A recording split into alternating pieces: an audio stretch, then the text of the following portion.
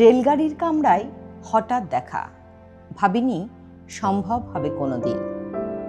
আগে ওকে বারবার দেখেছি লাল রঙের শাড়িতে, ডালিম ফুলের মতো রাঙা।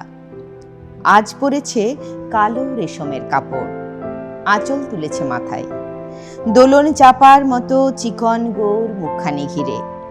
মনে হলো কালো রঙে একটা গভীর দূরত্ব ঘনিয়ে নিয়েছে নিজের চারদিকে, যে দূরত্ব সর্ষে ক্ষেতের শেষ সীমানায় শাল বনের নীলাঞ্জনে।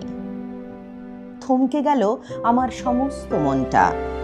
চেনা লোককে দেখলেম অচেনার গাম্ভীর্যে। হঠাৎ খবরের কাগজ ফেলে দিয়ে আমাকে করলে নমস্কার। সমাজবিধির পথ গেল খুলে।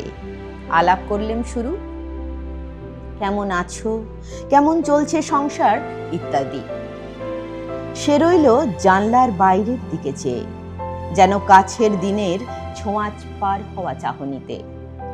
দিলে অত্যন্ত ছোট দুটো একটা জবাব, কোনোটা বা দিলেই না।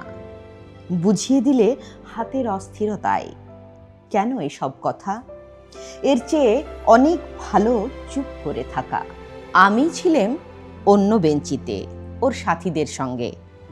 এক সময়ে আঙুল নেড়ে জানালে কাছে আসতে। মনে হলো কম সাহস নয়। বাইরের আকাশের দিকে তাকিয়েই শুধলো, আমাদের গেছে যেদিন একেবারেই কি গেছে চলে, কিছুই কি আর নেই বাকি। একটুকু রইলেম চুপ করে, তারপর বললেম, রাতের সব তারাই আছে দিনের আলোর গভীরে। খটকা লাগলো, কি জানি বানিয়ে বললেম নাকি। ও বললে, থাক এখন যাও ওদিকে।